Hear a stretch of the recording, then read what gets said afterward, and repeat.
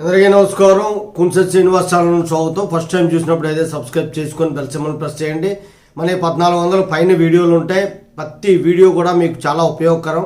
ఎందుకంటే లా అనేటువంటిది తెలుసుకోవడం అనేటువంటిది 100% మన తాలూకా బాధ్యత. ఈరోజు ముఖ్యాంశం ఏంటంటే ఇప్పటి వరకు మనం ముస్లిం లా గురించి కానీ మ్యారేజ్ యాక్ట్ గురించి కానీ అంటే ముస్లిం మ్యారేజ్ యాక్ట్ గురించి కానీ చెప్పలేదు. ఎందుకంటే మాకు కింద కోర్టుల్లో ముస్లిం లా అనేటువంటిది ఉండదు.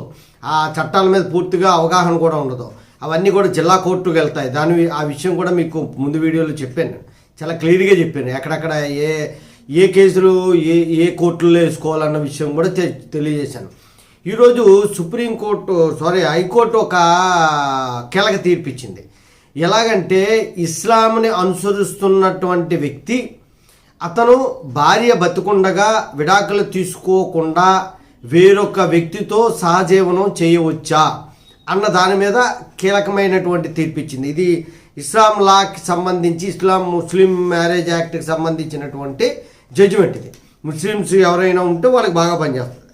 తన భార్యకి విడాకులు ఇవ్వకుండా ఒక ముస్లిం తన భార్యతో దూరం ఉన్నప్పటికీ కూడా వేరొక ఆమెతో సహజీవనం చేయొచ్చా? అలాగే ఎక్కడైనా జరిగిందా అంటే ఇస్లాం మతాన్ని అనుసరిస్తున్నటువంటి ఒక వ్యక్తి స్నేహాదేవి అనేటువంటి ఒక ఆమెతో సహజీవనం చేస్తున్నాడు. సహజీవనం చేస్తుంటే వాళ్ళ తాలూకా కుటుంబ సభ్యులు, స్నేహాదేవి కుటుంబ సభ్యులు ఆమె ఏం చేశారంటే పోలీస్ కంప్లైంట్ ఇచ్చాడు.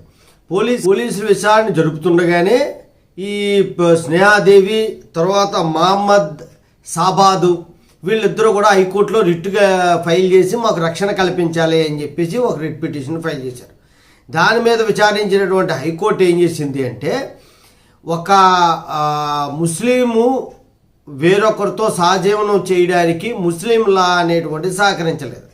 ముస్లిం మ్యారేజ్ యాక్ట్లో దానికి సంబంధించినటువంటివి హక్కులు ఇవ్వలేదు కాబట్టి మీ ఇద్దరు సహజీవనం చేయడానికి హక్కు లేదు అని చెప్పి చెప్పింది. ఈయనకి ముందే ఒక ఆమెతో ముస్లిం ఆమెతోనే మ్యారేజ్ జరిగింది. ఇతను ఒక వివాహం చేసుకున్నాడు, వాళ్ళ కుమార్తె ఉంది. వీళ్ళిద్దరి మధ్యన మనస్పర్ధలు వచ్చాయి. ఆమె వాళ్ళ తాలూకా తల్లిదండ్రుల దగ్గర ఉండగా ఈయన ఏం చేశాడంటే స్నేహాదేవి అనే ఆమెతో మళ్ళీ సహజీవనం చేస్తున్నాడు. స్నేహాదేవి తాలూకా కుటుంబ సభ్యుల నుండి మాకు రక్షణ కల్పించాలని హైకోర్టుకి వెళ్ళాడు. స్నేహాదేవి కుటుంబ సభ్యులేమో స్నేహాదేవిని కిడ్నాప్ చేశాడు ఈ అహ్మద్ అని చెప్పేసి కేసు పెట్టారు. దీని మీద విచారణ జరిపిన హైకోర్టు ఏం చెప్పిందంటే ఈ విధంగా చెప్పింది. ముస్లాంని ఫాలో అవుతున్న వ్యక్తి తన భార్యకి విడాకులు ఇవ్వకుండా అలాగే భార్య బతికుండగా వేరొక ఆమెతో సహజీవనం చేయడానికి లేదు అని చెబుతూ స్నేహాదేవిని వాళ్ళ కుటుంబ సభ్యులకి అప్పచెప్పండి, ఈయన్ని ఇంటికి పంపించండి అని చెప్పారు. మనం ఒక సామెత చెప్తుంది, ఉన్నదే పోయింది ఉంచుకున్నదే పోయిందని. అదే సామెత ఇక్కడ వర్తించిందన్నమాట. ఇది ఈ ముస్లిం లాకి సంబంధించింది, ముస్లిం మ్యారేజ్ యాక్ట్ సంబంధించినటువంటిది అనమాట.